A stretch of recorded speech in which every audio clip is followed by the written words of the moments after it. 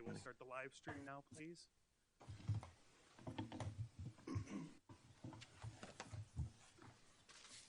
Welcome to the Washington Foreign Press Center. Apologies in advance for the delays. We were putting together some of our technical requirements needed to make sure that we have a great briefing today. My name is Ryan Roberts, Director of the Foreign Press Centers, and I will be the moderator for today's briefing on the impact of sanctions on Russia's economy. I'm pleased to welcome our distinguished briefers, Professor Jeffrey Sonnenfeld and Stephen Tien. Professor Sonnenfeld is the Senior Associate Dean of Leadership Programs, as well as the Lester Crown Professor in the Practice of Management for the Yale School of Management, as well as founder and president of the Chief Executive Leadership Institute, a nonprofit educational and research institute focused on CEO leadership and corporate governance. Stephen Tien is the Director of Research for the Yale Chief Executive Leadership Institute, where he leads a team of 42 research assistants across sectors and backgrounds, working together with Professor Sonnenfeld. And now for the ground rules for today's briefing. This briefing is on the record. The briefers are independent experts, and the views expressed by briefers not affiliated with the Department of State are their own and do not necessarily reflect those of the Department of State or the U.S. government. Participation in Foreign Press Center programming does not imply endorsement, approval, or recommendation of their views. Our briefers will first provide a brief overview of their research into the impact of sanctions on the Russian economy. After we hear from them, I will open the floor for questions, first from the journalists who've joined us in the briefing room, and then from those who are joining us online. This briefing will end promptly at 12 o'clock p.m. We will post a video and transcript of this briefing afterwards on our website at fpc.state.gov. And with that, I'm going to turn the time over to Professor Sonnenfeld. Oh, thank you very much, Ryan. A little bit of an echo here. I'll maybe slide back a little if that's okay.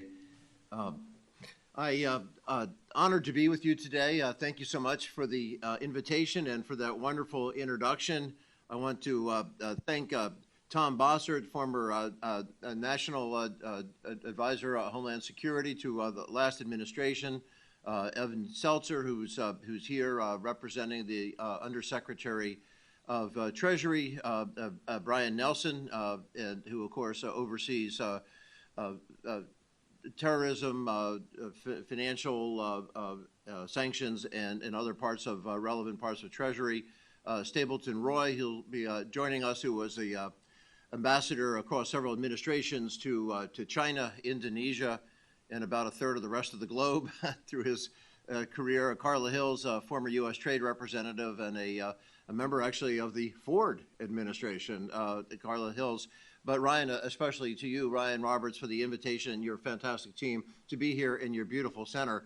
I said especially, but of course I should say especially to the members of the media that are here, because we are thrilled that you've come out to talk with us, and those who are online that you have stayed, and those that you saw us stumbling around with our technology, that you didn't get frightened that somehow we were going to have this technology suddenly go up in a puff of smoke, and you didn't get too worried.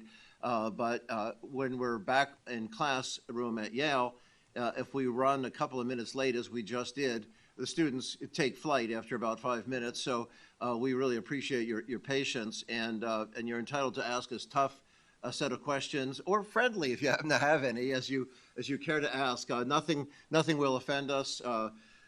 We got into this work. I've been looking at corporate social impact as a field of inquiry since I was a professor at the Harvard Business School. I was up at Harvard for about 20 years. I've been at Yale now about 33 years, so you can see my loyalty has shifted. I've been looking at everything from how companies respond to a whole host of issues, from climate change when I got into it back in the late 1970s and 1980s on price fixing, antitrust issues. It was called, sustainability was called, and much more having to do with environmental pollution, compliance, and conservation issues back then. Gun safety, of course, abortion, looking at issues having to do with trade and having to do with immigration reform, a whole host of issues. And this spring, well, actually, this February 24th, when the Russian attack on Ukraine took place, we took note of the 12 companies that were the first movers that exited. I'd like to say we sparked it. We didn't. They did this all on their own. And I know we're on the record, but just between us anyway, seriously, on the record, these were not the first movers on social change and social justice causes that I've studied in the last 45 years. Big tech, big oil, and professional services, they'd usually almost jump off a cliff rather than get involved in global controversy. You see why Ryan offered those disclaimers up front. Welcome, Tom. Thanks so much for joining us. We already introduced you and saluted you, by the way, so thanks. Glad you could join us. Tom Bossert, former senior advisor to the President on Homeland Security, as I mentioned. So you can see why Ryan offered those disclaimers, as these are not usually the first movers. So we went to talk to the CEOs, why they were pulling out, and we saw a major concern they had were the pretenders that pretended that had very clever public relations smokescreen. So we went public with that in the major business media as to who was genuine and who wasn't. And that led to move this group jumping from 12 to, as we surfaced who was and wasn't authentic in this front, the stocks crashed of the companies that were pretending to do something but weren't, in fact, that were staying in there. So we saw on a day where the stock markets were down 4 and 5%, the major indices, these companies, each one of them went down anywhere from 12 to 35%.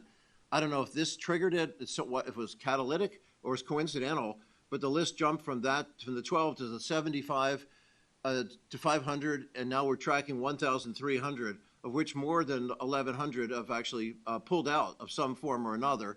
More recently, research that we did took a look with, did it matter how they left? Being a schoolhouse, and I'm a school teacher, as you know, we're good at grading from A to F on a 5-point scale. So we took a look at companies who had completely withdrawn, giving an A, and permanent, those who had temporarily suspended but comprehensively a B, those who had partially suspended a C, those who had done something which was forestalling some kind of future investments, a little bit more vague, and those who were stubbornly digging in and saying, we're not doing it. And that was the F. And what we have, and you can find it on the Social Science Research Network, all of our papers that are relevant here, SSRN, it's absolutely free. Type in SSRN. Frustratingly, we don't get a penny of royalties off this either. I don't think anybody makes any money off of it. But you can see that the more aggressively people pulled out, the better the financial results were. And this is not some weird correlation. This is actually time series data. We can see when they pulled out and subsequently what happened to their stock value. So those companies like Exxon that wrote off, I don't know, $6 billion, or BP wrote off $9 billion, or Shell that wrote off $4 or so billion, it actually was handsomely made up for in the stock market returns. So the bottom line on all that is doing good was not antithetical to doing well. As you see a lot of this hand-wringing angst over the woke CEOs and if somehow, is this a bad thing to be doing something which is in the interest of society? These were independent business leaders' decisions. These were no government arm twisting. This was independent of the sanctions per se, is that these companies saw financial risk, they saw reputation risk, they saw operational risks, and frankly, none of them were making, very few of them were making as much as 1% of their revenues from China to start with, and they weren't all that profitable, Russia to start with. Another reason why I think Ryan would throw out disclaimers, I might say the wrong country now and then, which kind of matters in this line of work. So doing good was not antithetical to doing well. That's what we thought the work was until we started to see that colleagues of ours in academia and colleagues of yours in the media were believing spin that was coming out of Russia from President Putin, and that was to suggest that, okay, maybe these sanctions and the business exits are noteworthy, but they have no consequence. Look at the strength of the ruble. Look at the strength of the stock market, which had only fallen about 55% or so. And we thought, wait, how could you buy that? Where's all the national income statistics that for the last 70 years the entire world has used to macroeconomists and journalists? How could people have not realized, not to mention Russia alone, the last 30 years since Yeltsin, especially until this spring, under President Putin. The standard statistics that you would want of imports and exports disappeared. Where are the statistics on oil and gas, inflows and outflows? Where are the commodities exchange data? Where's the capital market data on inflows and outflows? Where's the financial status of central banks, of the financial status of major Russian operating companies that have been required to publicly report monthly? The foreign direct investment, the lending loan or origination, the volume of flights. By the way, data which we've many of these things captured, because even if Russia's a buyer, they're not always a seller. If they're a seller, they're not always a buyer. There are the other side of the equation we go to get the data. And we can talk about this triangulation that macroeconomists, when they're working at their best, usually do. But sadly, some forgot to do in these last few weeks. And that's basically what we did. So I don't know. We have a couple of myths we would go through, but that's how we got into this all, to see that, in fact, the Russian economy is in fact, not as strong. If any of you know the fable of Chicken Little, that the sky is falling, and again, remember the State Department's disclaimer, they're not saying this, I am, is that unlike what President Putin says, the Russian economy is in far dire straits than has been advertised from official releases, official cherry-picked releases of statistics. And we've put all this out there in the Social Science Research Network in a 118-page research monograph with all the sources. You can see where the data's come from. Nobody else has done that, and you can also find it in Foreign Policy, the last issue. It's actually on their current, too, the site, which goes through some of the myths that follow from this. Did I say too much? No, you perfect. Why don't we, I don't know, Stephen, if you want to add anything, or do you want to take 2 minutes to go through a couple of the points that you have? Or we can open it to questions from our journalists. I'm happy just to go through a couple of slides showing some of the data we have. We have a comprehensive 70-page slide deck which accompanies the 118-page SSRM publication, which can be found on our website. For the sake of time, I'm only going to highlight just a few of them, just to give you a sampling of what we're doing and how we've been able to come to the conclusions that we have. And hopefully for the thousands dialing in via Zoom, you all can see the slideshow as well, and I believe we'll post this afterwards as well. So if we can go to slide number 2, one of the topics we want to talk about right now, because it's so timely, is this myth that sanctions are somehow creating a global famine.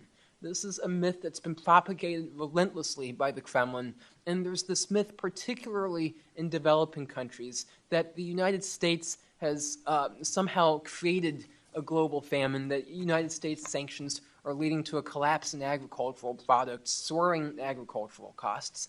And this simply is just not true. And we'll take just a few slides to really unravel what's going on with this specific topic, just as a sampler of the many different myths we deal with. As you can see from the slide behind me here, actually, contrary to Russian propaganda, wheat supplies this year, thanks to bumper crops from the United States, from Brazil, from Argentina, from several major wheat-producing countries, thanks to great weather. It's actually record crop yields this year. And what that means is, even assuming that no wheat gets out of Ukraine, we are actually seeing a rise in global wheat supply this year compared to last year. It's not just a demand story, it's a supply story. And you can see on the slide behind me, this is not at all the myth that's been propagated by the Kremlin. If you believe their myths, you think that we're in a global famine with a supply contraction. But that is simply not true. And obviously, thanks to the efforts of our leadership at the State Department and elsewhere, if those safe maritime lanes are able to get some more wheat out of Ukraine, that supply will rise even more. And you see that reflected in wheat market pricing. If on slide number 3, we can just show the price levels over time. As you can see, wheat prices have fallen back to where they were before the invasion began. They're now at pre-war levels. So that goes to show that a lot of the initial spike in wheat prices in March and April, when nearly doubled, it was driven more by financial markets, pricing in a sense of Armageddon which never came to pass. It's not reflecting actual fundamentals of supply and demand, because we have increasing supply at the same time we actually have decreasing demand for some reasons there, which that's a complicated story. But the key component is the supply side of that equation. On slide number 4, this is a bit of a technical slide, but for the financial journalists on Zoom, you all will appreciate the importance of futures markets. And wheat futures are currently in what they call contango, meaning that future wheat prices are reflected to be higher than what they are today.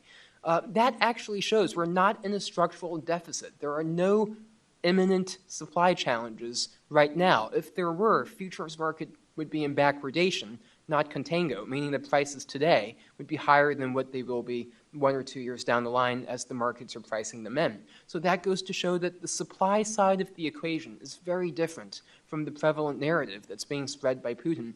Contrary to this myth about a supply deficit, we're actually operating with a supply surplus. So that gives you some sense of the research we're doing. I'll just fly through just a couple of additional slides to give you a sense of what's in the 70-page slide deck. On slide number 5, as you can see, as Jeff mentioned, there's a whole host of statistics which used to be released by the Kremlin pre-invasion, which are no longer being released.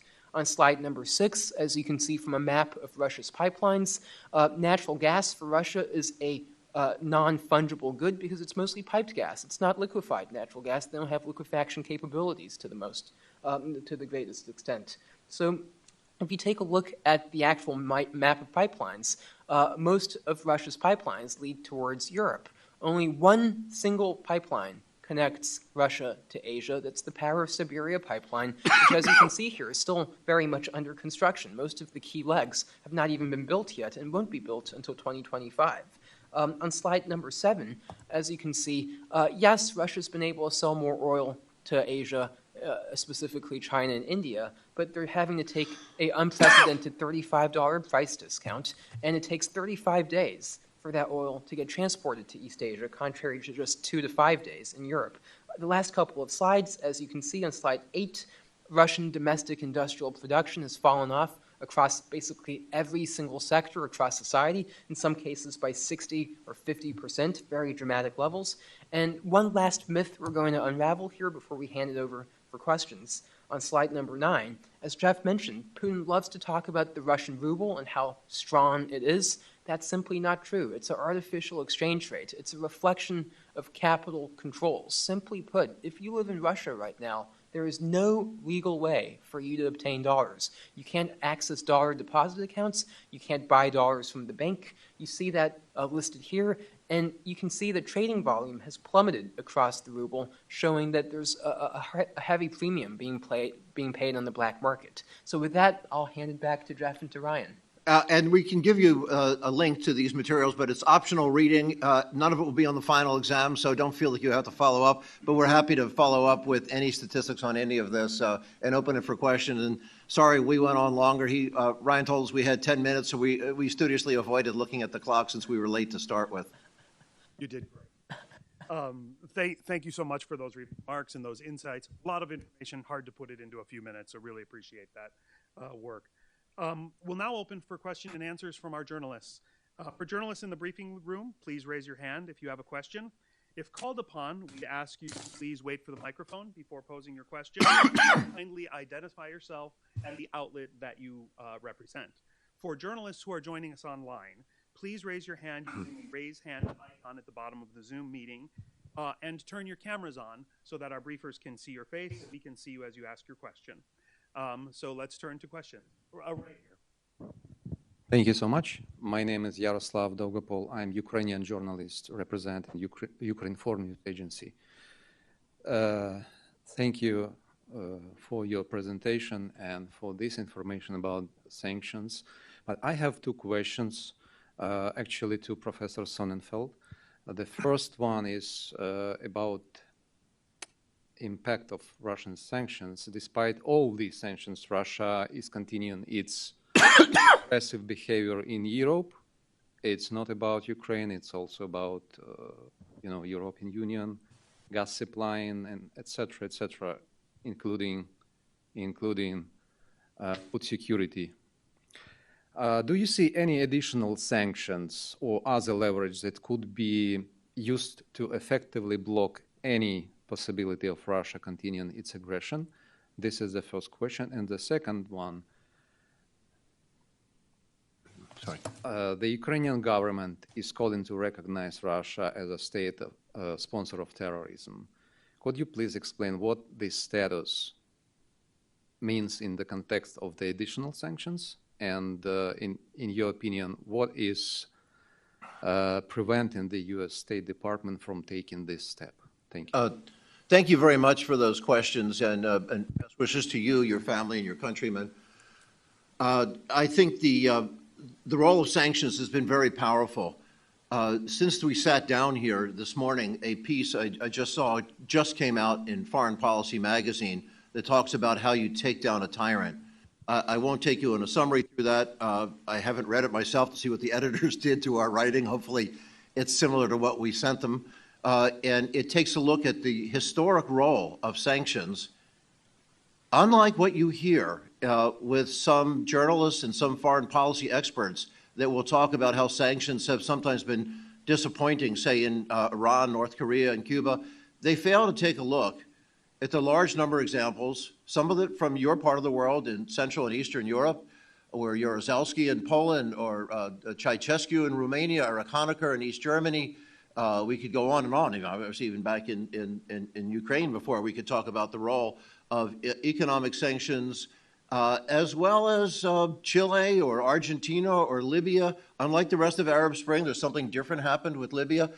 And what you see there, which is unusual, is that it's happened a few times in history. Those examples I gave, as well as perhaps South Africa in the days of the Raj with India, is you had private sector voluntary efforts that were massive. 200 companies that pulled out of South Africa were the gold standard, the high water mark. I shouldn't use gold standard, I was talking about South Africa, but it still was quite noteworthy historically. Until this, there's nothing like this in world history, to have 1,100 plus companies, multinational companies, voluntarily pull out. Working in conjunction is what makes this happen. A lot of foreign policy experts still don't understand this. They think selective use of sanctions, let's punish them with their automobile tires. No, that doesn't work. It has to be cross-sector. It has to be comprehensive. And the examples that we talk about is when that's happened.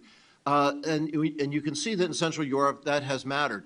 Now, when you see that Russia, President Putin, we don't like to say that he's Russia, but President Putin on his own is saber rattling and talking about cutting back of 20% into the gas pipelines, for example, right now. I don't know, you shouldn't have heard this here first. We're already in Europe, in Western Europe, that's been buying that gas is more than 70% filled already, far ahead of where they were last year in this time. And there's alternative supplies are coming along. Germany has ramped up 6 massive conversion plants that have gotten surprisingly little publicity. Maybe it's a good thing. Maybe we don't want to put too much focus on them. It's remarkable. None of them were on the books 6 months ago.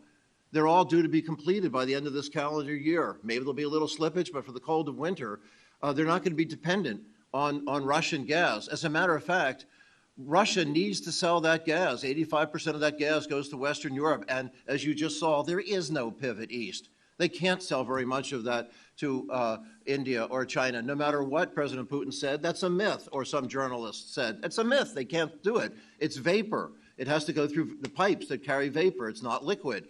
But what's Germany doing? They're creating capacity for Europe to, with these conversion plans, to receive liquid gas from Algeria, more from Norway, from the United States. They're already received more from the U.S. now in Europe than they did from Russia. So it's, in terms of the gas issue, it's not as threatening as those headlines were. And in fact, Europe has shown a remarkable model of unity and resolve that harkens us back to the Second World War, where it's incredible, despite a lot of the misgivings we saw in, nobody here on this call, but other friends of ours in the media suggested that there be this divisiveness in Europe. Sure, there are some people questioning, every policy should be questioned, but we saw a week ago today that there are these 15% rationings agreed to by the EU. That's remarkable. So I think that on the energy front, it's nowhere near as threatening as the headlines were, which is why we led on the grain and food insecurity issues, because we hopefully have changed the narrative, the false narrative that was out there, seeing Vladimir Putin as the world's savvy energy czar. It's just not true.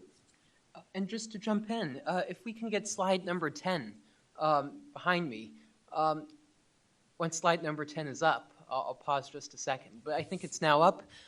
You can see the piece that Jeff referenced just now. This is a new publication which just came out literally minutes ago. It's a new foreign policy expert argument, and it amplifies many of the themes that we were just discussing right here, right now, expanding on our previous piece. Thank you. Let's go to Alex for a question.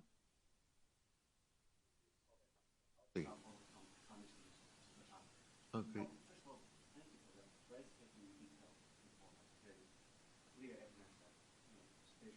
Oh, Alex, you get extra credit. You get the A for the class for sure. Good question with the first question, but you definitely get the A. Yeah. Uh-oh.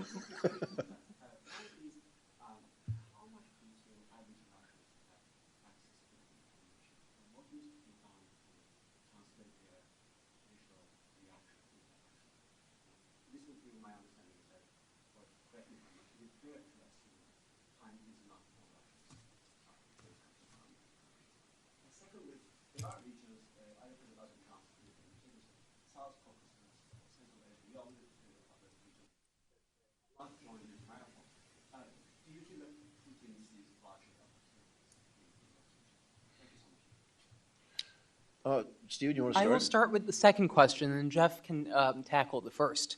On the issue of there's three essentially pivot areas where Russia has traditionally retained significant influence, but we're seeing from economic data that that's changing very rapidly. It's the Caucasus, it's Central Asia, and it's Eastern Europe, all of which have been traditionally in the Soviet sphere of influence, all of which retain very close economic ties to Russia. But we're already seeing in trade data, even though Russia's not releasing its trade data, in every transaction, there's a buyer and there's a seller. So if one side's not releasing data, you can find it from the other side. And what we're seeing when we triangulate the trade data is that all of these bordering nations are not only doing less trade with Russia, but they're actually the beneficiaries of net capital inflows, as well as talent inflow into these border countries. You have this to different degrees, not so much particularly in Azerbaijan, but if you look at countries such as, for example, Estonia or Uzbekistan, there are hundreds of thousands of highly trained Russian tech workers flocking to those countries.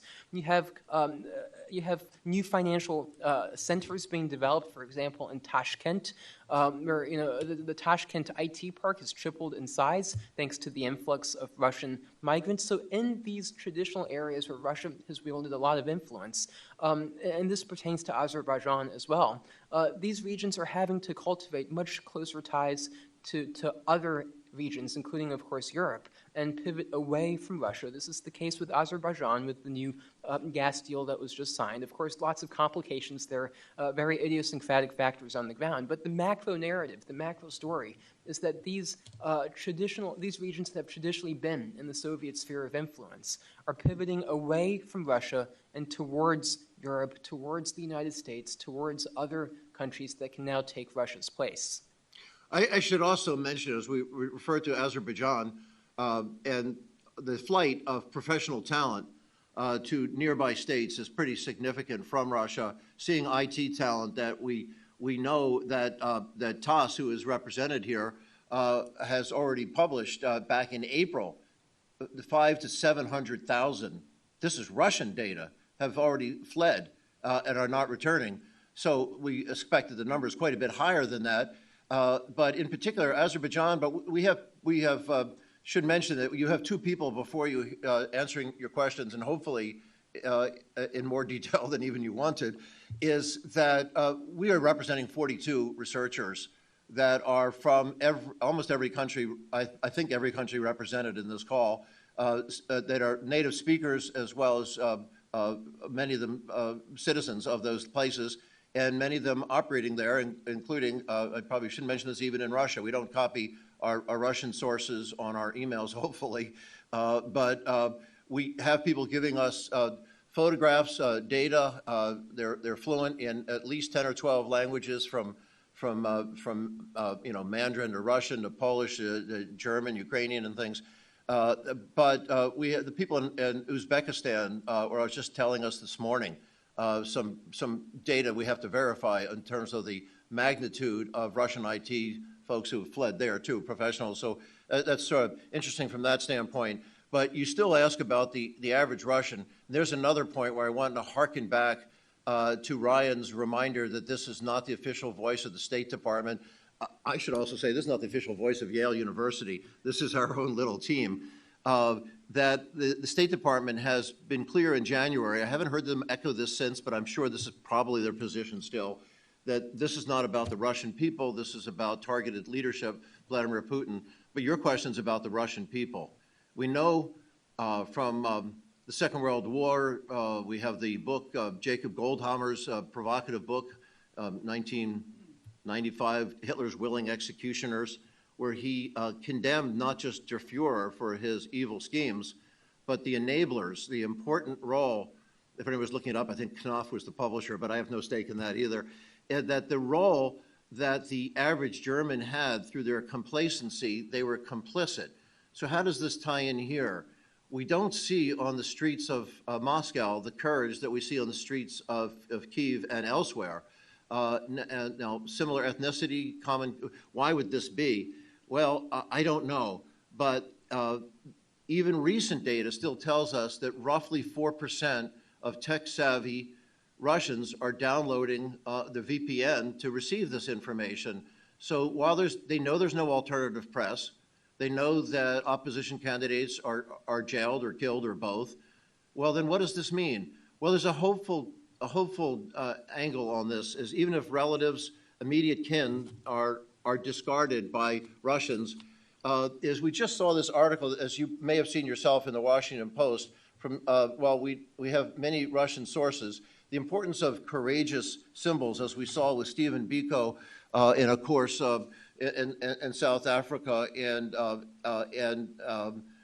the people who were killed and martyred, such as him, is that that we had Vladimir Karamurza has gone into prison as Alexei Navalny is, of course. But as he is writing articles out of prison in the Washington Post, 6 or 7 of them already, the one that just came out 2 days ago, he said that he refers to the roughly 17,000 people from human rights groups in Russia that have defied official bans and threats and chided the U.S. Russian experts as being naive, saying publicly released polls invariably showing overwhelming support for both Putin and the war.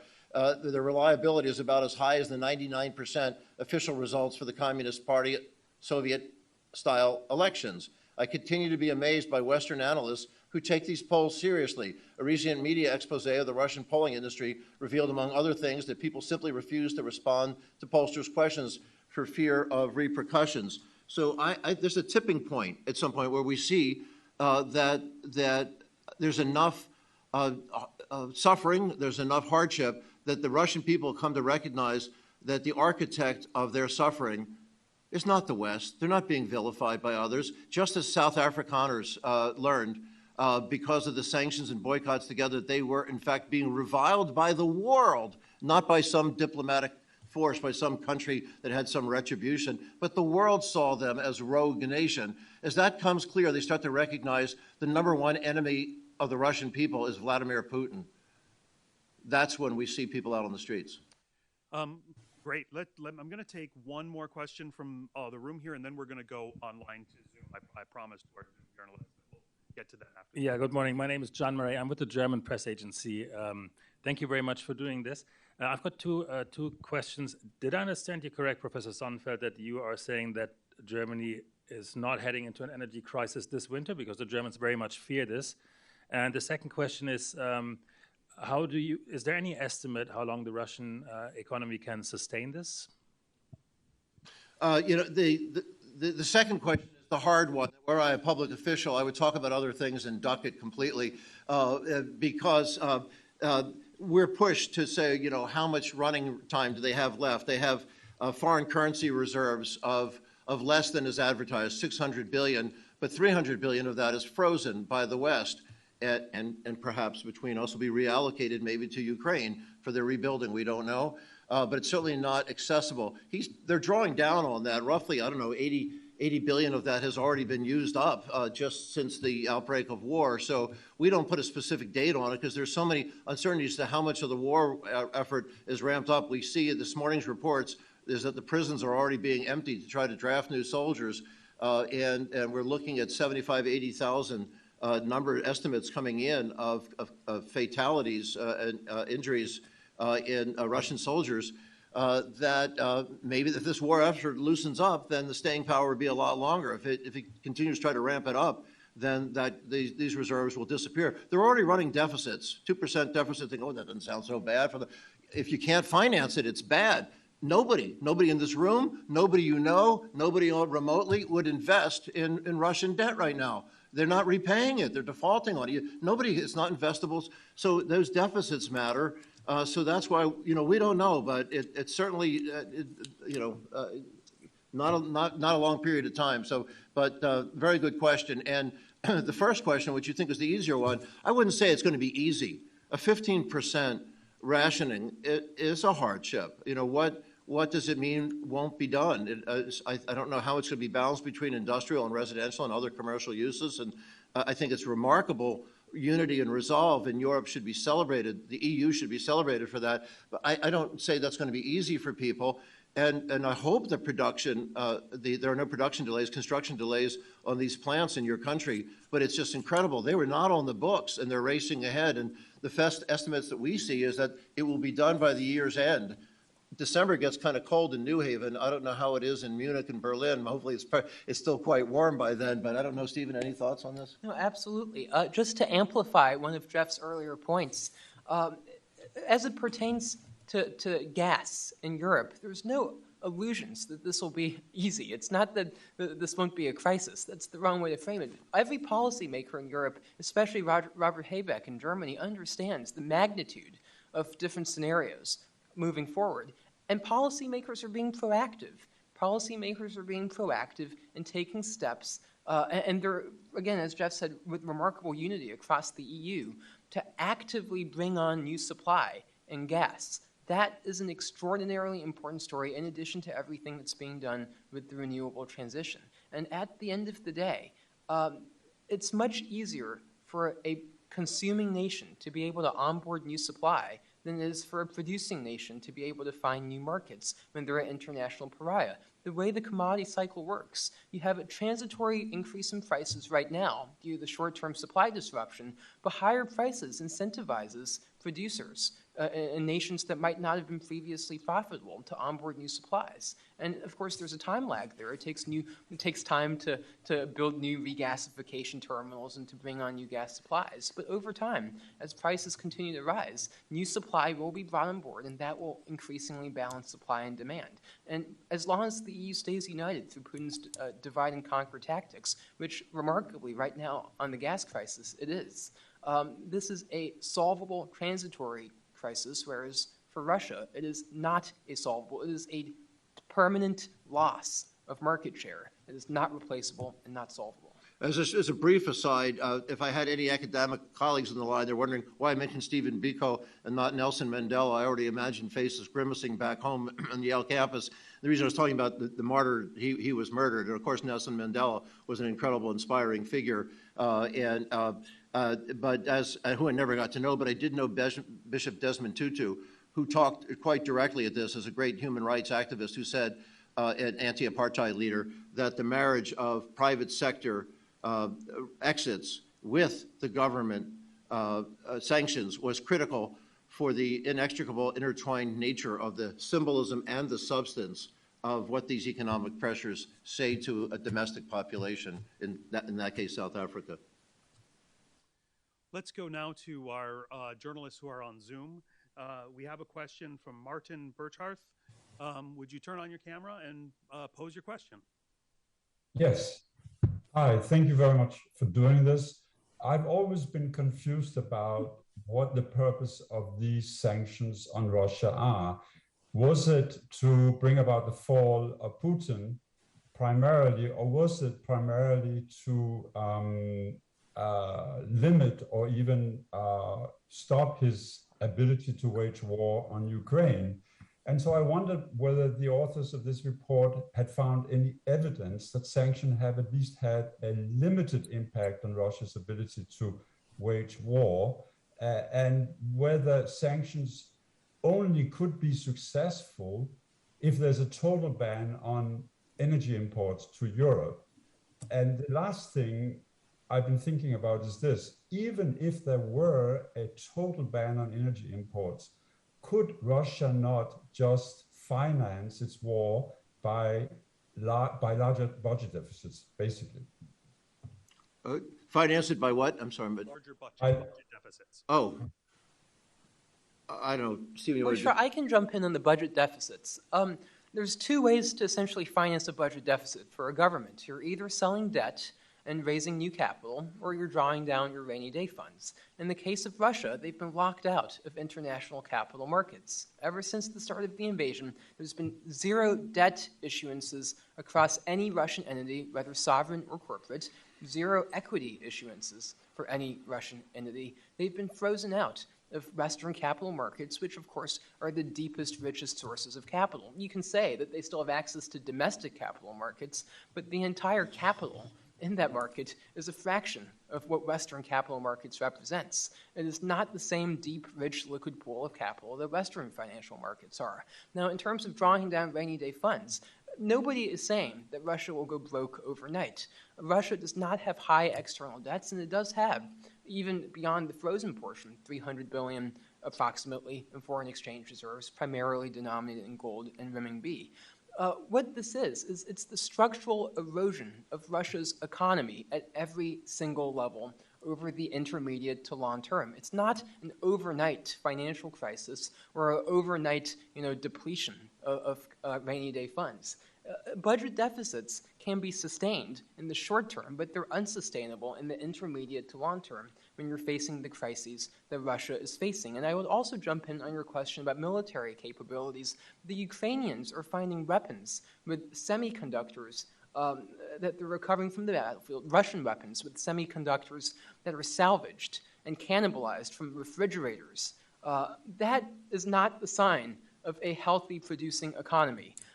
This is degrading Russia's actual ability to make war in the sense that they cannot obtain the imports and the technology that they need in order to remain innovative and productive over the intermediate to long term.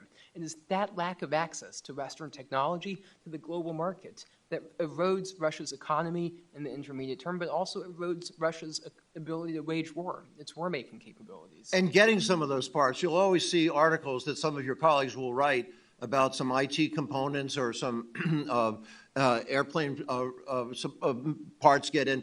Something will always leak in through a black market. There's always going to be opportunities for smuggling. You can't run an economy based on the smuggling. And the smuggling itself, we're looking at these replacement parts.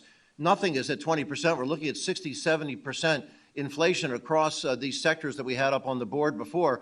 60, 70% inflation makes things here look pretty darn good back home here. But you also have this surging unemployment. And our data suggests of the companies that have exited is that it's about 40% of the Russia's GDP.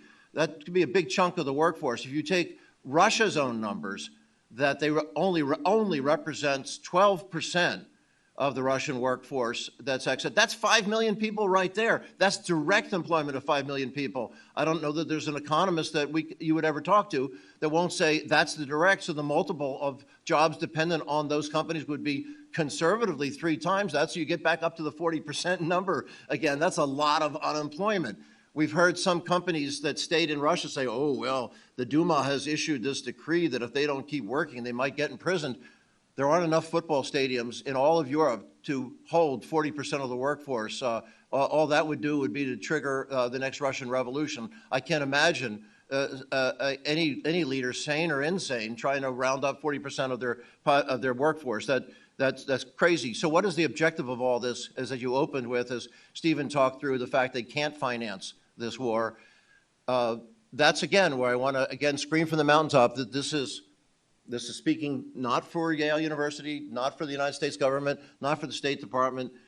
just for myself, and hopefully Stephen will stand by me here in our little team, is when you have a person that military officials around the world have labeled as the most dangerous human being who ever walked the planet, more than Genghis Khan, more than Attila the Hun, more than Adolf Hitler. Why? Because of the cash that you've talked about. Yeah, inflammatory language, you don't usually hear it in this room. Because of that, and the cash he has and the access to thermonuclear warheads is right now,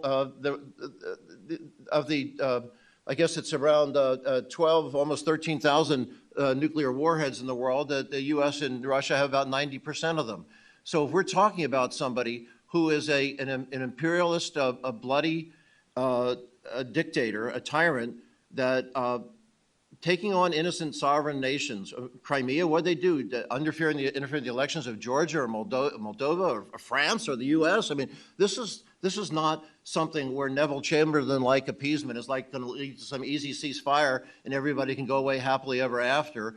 And I, certainly speaking only for myself, here on the 77th anniversary this week of the bombing of Hiroshima and Nagasaki, I'm not talking about taking on this tyrant through warfare. So what's the other lever we have? The other lever is what we saw happen in all those other countries of relatively peaceful, relatively bloodless. I don't know. I think Erich Honecker maybe cost 80 lives or so in East Germany. These are relatively bloodless transfers of at least you stop a bloody hit a dictator by showing that they don't have the control that they pretend to have to their population. They need to be seen as a totalitarian. That's their only base. If you can show that they don't have control of civil society, that's what Gandhi did, and that's what we're talking about here, is that as he gets stripped away, this emperor is denuded to not have the control of civil society, that his economy is a wreck and he's the reason behind it, then his power is curtailed. I don't know that he's overthrown. I don't know what happens to him, but he certainly is distracted and can't continue this bloody rampage. Stephen, are you still with me on this? It's well said, and I could not agree anymore, Jeff. So Oh, at least good. you have one person. Okay. But what about a Stop, total you agree? ban? Yeah. What about a total ban on energy imports? The total ban on energy imports, would that do it in terms of limiting his ability to wage war in Ukraine? Can we wait for him to fall? Is Ukraine going to wait for that? Well, just to jump in, as you know, there's many different degrees of energy import bans being considered. One of them is the oil price cap that's being worked on by the United States Secretary of the Treasury, amongst many others. And there's obviously, you know, the eighth package proposal from the EU when it comes to the EU oil embargo as well. I mean, the gas embargo, excuse me. There's different variations of the specific implementation, but on the question that you're asking, obviously that would go a long ways towards choking off the flow of revenues into Russia's coffers. That is the largest source of revenue for Russia, upwards of 50, even 60% of the revenue in some years. There's no understating the impact that that would have.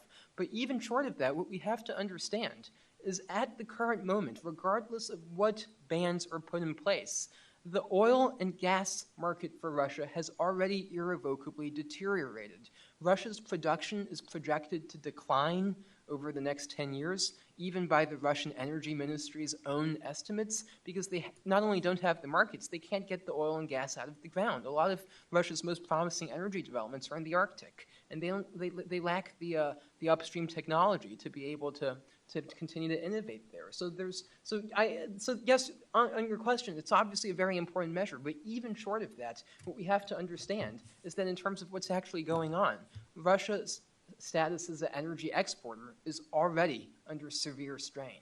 And we saw some financial industry energy experts talking about $380 to $400 a barrel oil, and of course, they are not geologists, they're not geopolitical experts, and they apparently are not very good economists. I'm not sure what their backgrounds were, but they were ridiculous because they're predicting that's where we would be approaching now.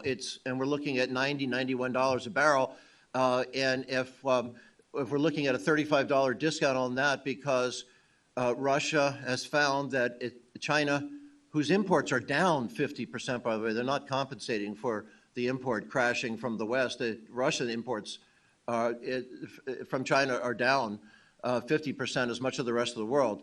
but that Russia and India are thinking, well, great, we're going for this $35 barrel discount. Take that off the 90. Suddenly we're getting perilously close to their break even because they may be the third largest oil producer in the world, but they are they're producing one of the least efficient. They're $42, $43 a barrel. It's going to be hard for them to make money, even if everybody wanted to buy it, given where India and China. And by the way, India's tanks are being filled. Their demand is going to probably fall off, and I can't speak for what China's demand will be, but they're getting a very good price and not getting much money to Russia for that. Thank you very much. I think we have time maybe for one last question, either from our briefing room or from our participants on Zoom, if there was one more. No, well, with perfect timing, we have exhausted all of the discussion. I don't know, Jeffrey and Stephen, do you have one last comment or one last takeaway you would like our journalists to take from today's event? This sounds like it's pandering, but actually the questions were fantastic. We don't really do the kind of public exposure that you're used to with public officials for a living, so we've gotten a little punch drunk and sometimes with questions, but the questions we usually have are pretty repetitive, so we don't usually get this deep, and I want to congratulate you, not just for your tolerance with us starting a little bit late, but in all seriousness, your patience and thoroughness of the questions. We've never had an hour-long discussion of this stuff, and I wish we could in the media, and it's nice of you to have taken time away from your busy days to invest in it and think that we had something to offer. Even if you don't agree with us, we really appreciate you listening to us.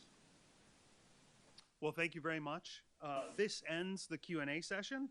I'd like to express our special thanks to our briefers, Jeffrey Sonnenfeld and Stephen Tien, and to all of the Foreign Press Center journalists who participated today. Thank you very much, and this concludes our briefing.